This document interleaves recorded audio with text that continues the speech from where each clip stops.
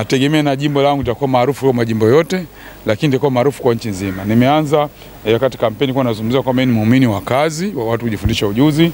Jana tumezindua pale mafunzo ya wanafunzi kwenda kujifundisha udereva wa bajaji na bodaboda zaidi ya 140.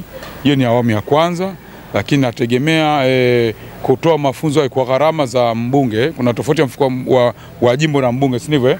Kwa gharama za mbunge na marafiki wa mbunge, kuhakikisha kwamba vijana wetu wa bodaboda na bajaji ambao wapo katika jimbo letu, kwa wale wasiokuwa na leseni tunawapatia mafunzo wapate leseni, na kwa wale wasiojua tunawapatia mafunzo wajue, wastani watu 600 hadi 800.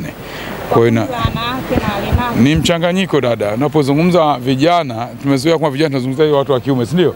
Lakini hata wa kike na vijana wapo.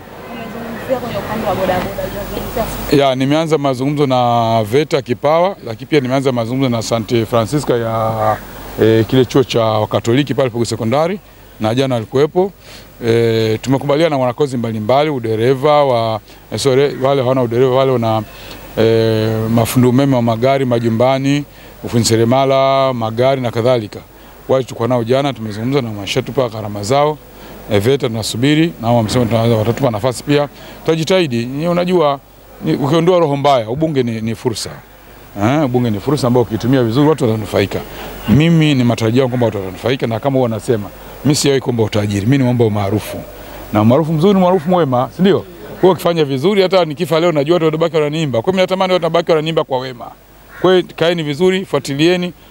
Pale kwangu kozi zinaendelea kwa vijana hao ni wiki 2. Kwa wakati wenu mkaenda mkuta wanafunzi wanasomesha, na pale tunatumia kile chuo cha polisi cha Kurasini ndio kinafundisha wanafunzi. Kwa hiyo kwa wakati ndio mkaangalie.